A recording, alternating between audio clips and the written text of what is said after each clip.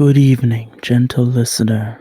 It is I, Jake Gruber, here to read you just some lovely, lovely stories. A few days ago, I posted a survey that said, "Tell me a story." And I also said that I might make this a video. Well, guess what? I indeed am making this a video. So, guess what? We need to read some of your beautiful, beautiful stories. Let's get into it.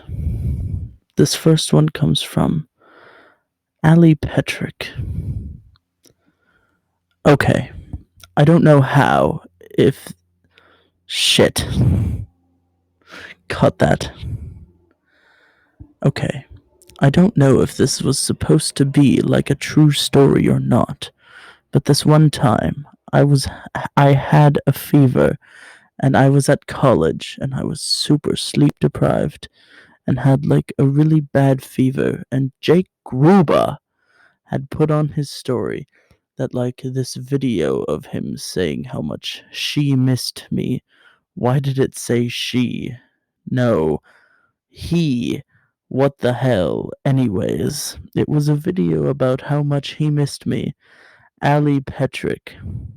And in my fever like brain, I had a complete breakdown. And like, just for one, started sobbing. And like, it was uncontrollably crying and cannot stop because of how much like I appreciated Jake Gruber missing me and how much I also missed Jake Gruber. And if you had enough by now, I use the text to speech software. So, and I'm not going back to correct any of this. So good luck with figuring out what I said. Thank you so much, Ali Petrick, for this beautiful, beautiful story. We next move on to Kat Radke with another true story. In 8th grade English class, we read The Twelfth Night, and we had a student teacher that knew I really liked theater and literature. I never shut up in that class.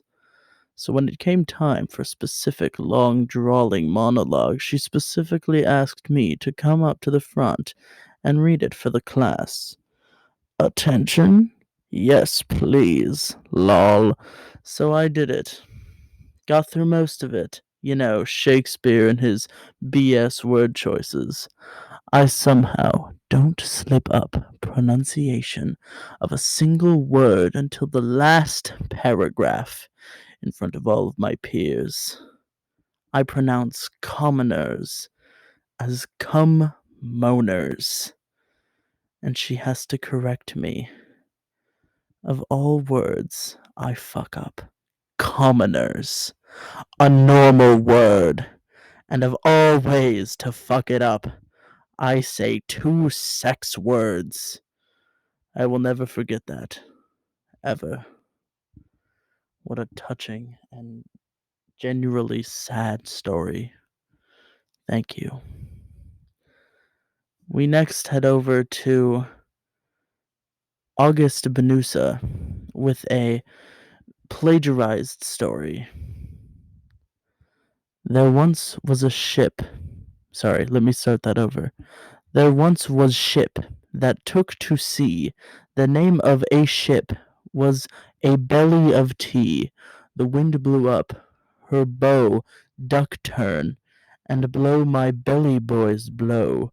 Soon may the weller man come to bring us sugar and tea and rum.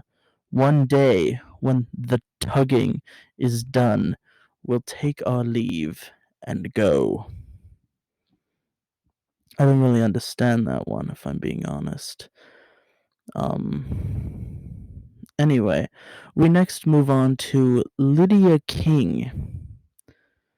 The Tortoise and the Hare. It's the tortoise and the hare, but instead of a rabbit, the tortoise spends an afternoon trying to run away from a hair that's stuck in his shell. That's clever. I like that. We move on to Isabel Manthe. So basically, but then finally, I killed my pet goldfish with a Clorox wipe because I was cleaning the tank, but it fell in. But yeah,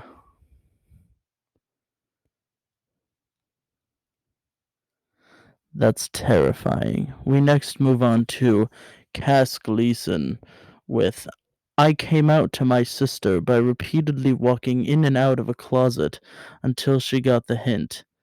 Then I shouted, I'm gay. That's clever. That is clever. We next move on to Trista Fours with This witch met a cow, and she turned him into frog. Frog met lady. Lady kissed frog. Frog gave lady warts. A very sad story, if I'm being honest. We next go to Marissa Smith with OMG, I just had a crazy dream, but I'll send it on Snap because I don't want to type it all again. Well, that's a good story, I guess. Um, anyway, we next move on to because at whynot.com, a beautiful Gmail address.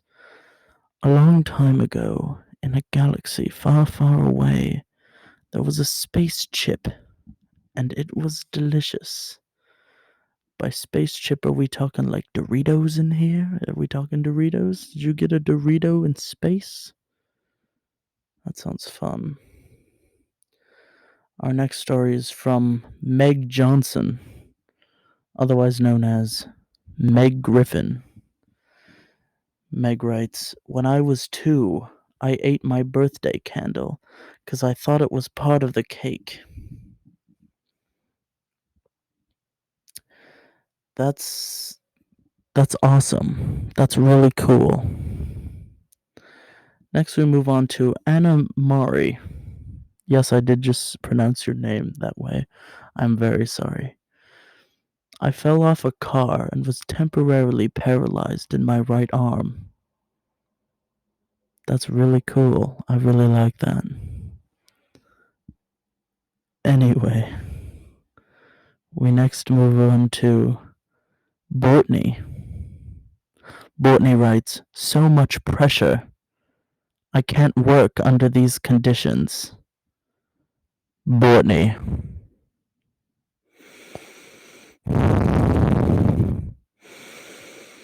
I expected more from you.